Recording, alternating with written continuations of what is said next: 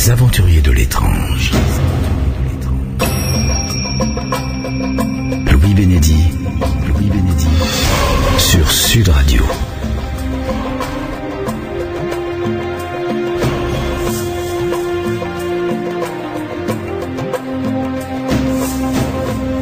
Bonsoir et bienvenue dans Les Aventuriers de l'étrange. Ce soir sur Sud Radio, je vais vous faire découvrir des objets qui ne devraient pas exister, figurez-vous. Oui, ce sont des découvertes archéologiques qui posent des questions absolument incroyables. Conclusion, Marc Angie, finalement, on a un peu compris votre discours sous-jacent à tout ça. C'est que la science, au lieu d'être ouverte et prête à toutes les aventures de l'esprit, est finalement très dogmatique.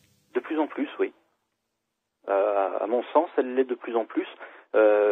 Vous voyez, par exemple, la dernière découverte qui a été faite en 2005 par M. Mohamed Zarawit au Maroc, à Tafilalet, un petit crâne fossilisé d'un hominidé.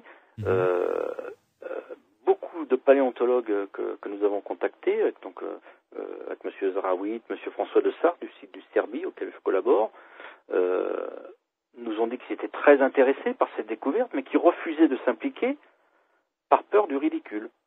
Pourquoi ? Parce que c'est une découverte qui n'entre pas du tout dans le cadre de nos connaissances actuelles. Alors c'est un petit crâne qui est gros comme une petite pomme d'un hominidé, dont la mâchoire est collée. Il a été retrouvé dans des sédiments de 360 millions d'années. Ah oui, mais quand même. Attention, Ouais. Comme il n'a pas été trouvé pris dans la roche de 360 millions d'années, c'est un œuf maximum. C'est-à-dire qu'il peut très bien dater du secondaire ou même du quaternaire. Il a pu se trouver là, puisqu'il a été trouvé à l'air libre, hein, Oui, une fois que la mine a été exploitée. Hein. Donc on n'est pas du tout absolument certain de la datation. M. Rawit lui-même n'avance aucun chiffre. Il demande simplement à ce que les scientifiques, les paléontologues marocains, français particulièrement, parce qu'ils parlent français, s'intéressent à sa découverte, et ce n'est pas le cas. Alors il a l'honnêteté de ne surtout pas toucher au crâne, c'est-à-dire de ne pas enlever les résidus calcaires qui sont dessus.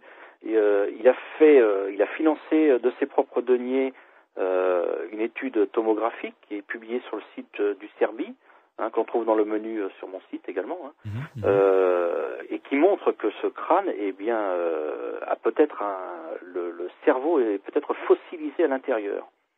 C'est une découverte absolument incroyable, fantastique.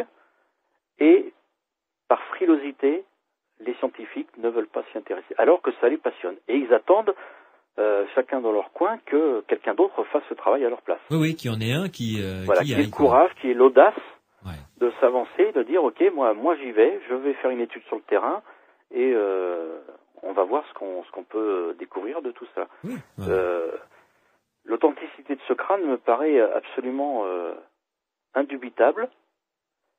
Quant à la datation, il faut faire des études. On ne peut pas se prononcer tant qu'on n'a pas étudié la chose. Ouais. Mais de rejeter ce petit crâne simplement parce que il est impossible et qu'il ne correspond pas à nos connaissances actuelles, me paraît tout à fait obscurantiste. Donc autant obscurantiste que les créationnistes. Tout à fait. Merci beaucoup Marc Angie pour cette heure passée en votre compagnie, très intéressante. Et puis bien entendu, je renvoie à ceux et celles qui nous écoutent, s'ils veulent en savoir un petit peu plus, à venir découvrir votre site internet. Donc c'est ldi5.com, ldi5.com. Ce site sera en lien évidemment avec le site des Aventuriers de l'étrange. Et je vous souhaite une excellente soirée. Et si il y a encore une autre découverte impossible qui vous arrive, à ce moment-là, n'hésitez pas à nous appeler.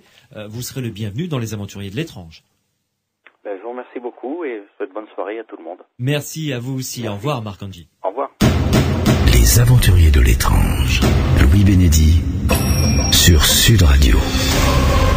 Après les découvertes impossibles, mon deuxième invité va venir me rejoindre. Là, nous allons abandonner l'archéologie et nous consacrer aux ovnis avec Bertrand Meust et une manière d'aborder les témoignages ovnis tout à fait intéressante.